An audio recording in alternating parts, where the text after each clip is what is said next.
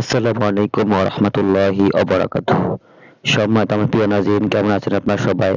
দোয়া করি এবং আশা করি আল্লাহ তাআলার অশেষ রহমতে আপনারা অনেক অনেক ভালো আছেন। আমি আপনাদের বরকতে অনেক অনেক ভালো আছি।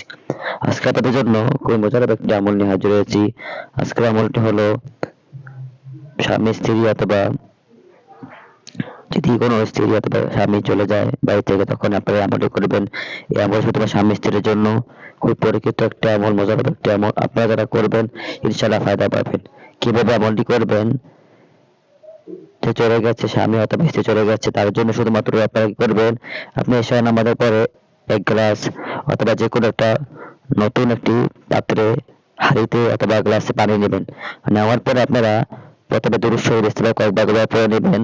পড়ার পরে আপনার সূরাতুল ফাতিহা আপনার পানির গ্লাসে তাকিয়ে রেখে পড়বেন। নিয়ত করবেন যে পানির গ্লাসে আপনার মাহবুব বা আপনার স্ত্রী বা স্বামী যে চলে গেছে তার চেহারা দেখতেছেন আপনারা, তখন শুধুমাত্র আপনারা বিসমিল্লাহ সহ সূরাতুল ফাতিহা 41 বার পড়বেন। 41 বার পড়বেন এবং শেষে 3টি ফুঁ দিবেন। দেওয়ার পর আপনারা এইখান থেকে পানি খেয়ে ফেলবেন এবং নিয়ত করবেন যে আপনার স্ত্রী বা স্বামী যে চলে গেছে তাকে খাওয়াচ্ছেন।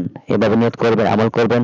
আমল শেষে আপনার দোয়া করবেন আল্লাহ তাআলার কাছে। ইনশাআল্লাহ এভাবে 7 দিন অথবা 21 দিন আমল করলে আপনার কাঙ্ক্ষিত, আপনার আশেক, যাকে আপনাকে ভালোবাসেন, আপনি মহব্বত করেন, সে চলে আসবে ইনশাআল্লাহ।